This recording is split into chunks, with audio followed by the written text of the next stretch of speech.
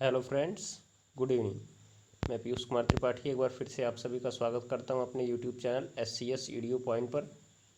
तो जैसा कि आप सभी लोग जानते होंगे कि इस समय हमारा सेगमेंट चल रहा है TCS मुख्य परीक्षा 2019 के लिए कितना तैयार हैं आप, खुद को जांचें विथ SCS ईडियो पॉइंट। तो आज मैं फिर से आपके लिए इस सेगमेंट का 20वां सेशन लेकर हाजिर हूँ, जिसमें हम कुछ प्रश्नों की चर्चा करेंगे जो आपकी मुख्य परीक्षा की दृष्टि से महत्वपूर्ण हो सकते हैं।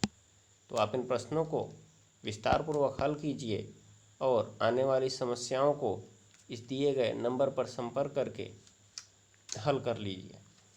तो चलिए आज का सेशन हम शुरू करते हैं। आज के सेशन का हमारा पहला सवाल है, मुद्रण पूंजीवाद क्या है?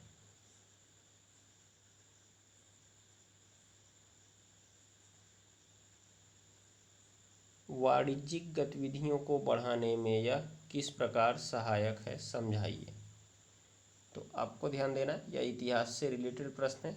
तो इसके बारे में सबसे पहले आपको मुद्रण पूंजीवाद की परिभाषा लिखनी है और वाणिज्यिक गतिविधियों को बढ़ाने में यह सहायक किस प्रकार है, उसके बाद आपको इसको विस्तार पूर्वक समझाना है। तो आप इसका आंसर काफ़ी सही तरीके से दे सकते हैं, विस्तार पूर्वक लिख सकते हैं, इसलिए आप किसी लेख का प्रयोग भी कर सकते हैं इसके लिए। तो आप इसका आंसर विस्तार पूर्वक लिख लीजिएगा।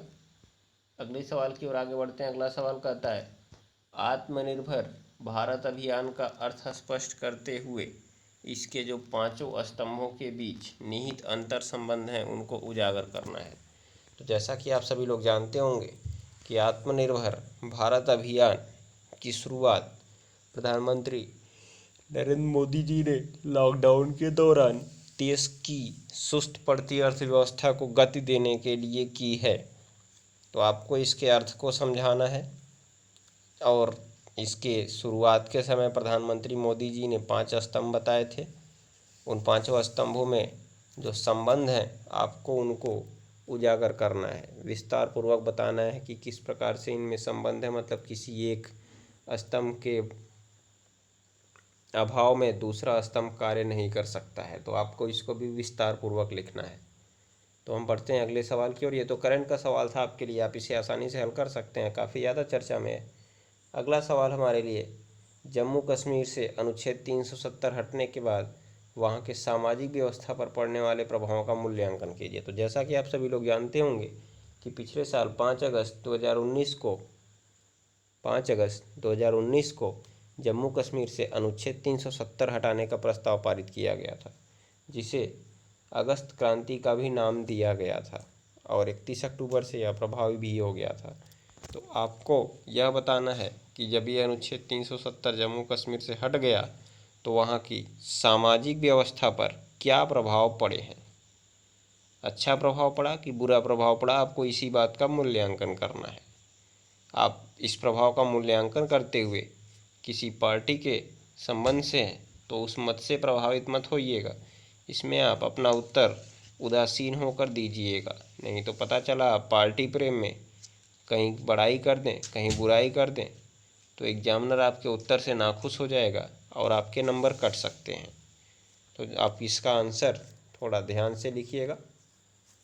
अगले सवाल की ओर आगे बढ़ते हैं। 5G तकनीक क्या है, इसे लागू करने में आने वाली चुनौतियों पर चर्चा कीजिए। जैसा कि आप जानते हैं 5th जनरेशन टेक्निक्स 5G तकनीक 2020 में भारत में परीक्षण की जाने वाली है, परंतु इसे लेकर कई कंपनियों ने अपनी आपत्ति भी जताई है। तो आप इसको बताइए कि 5G तकनीक क्या है, इसे लागू करने में कौन सी चुनौतियां आ सकती हैं।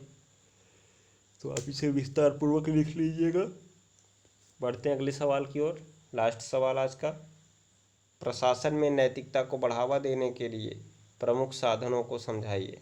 तो जैसा कि आप जानते हैं यह नीति शास्त्र से संबंधित प्रश्न है, इसलिए आपकी परीक्षा की दृष्टि से महत्वपूर्ण हो सकता है। और चूंकि आप एक प्रशासनिक अधिकारी बनने की परीक्षा देने जा रहे हैं, इसलिए भी यह सवाल आपकी परीक्षा की दृष्टि से महत्वपूर्ण हो सकता है। तो प्रशासन में जो नैतिकता है उसको बढ़ावा देने के लिए कौन कौन से साधनों का प्रयोग किया जा सकता है, आपको इन्हें विस्तार पूर्वक समझाना है। तो आप इनका उत्तर भी विस्तार पूर्वक और अच्छे तरीके से लिख सकते हैं, बस आपको थोड़ा सा सोचने समझने की ज़रूरत है। तो आप इसका भी आंसर विस्तार पूर्वक लिख लीजिएगा। बस आज का सेशन यहीं समाप्त करते हैं। अगर आपको वीडियो अच्छी लगी हो तो इसे लाइक और शेयर अवश्य करें और आप अपनी परीक्षा की तैयारी अच्छे तरीके से करते रहिए। परीक्षाएं नज़दीक आ रही हैं। धन्यवाद।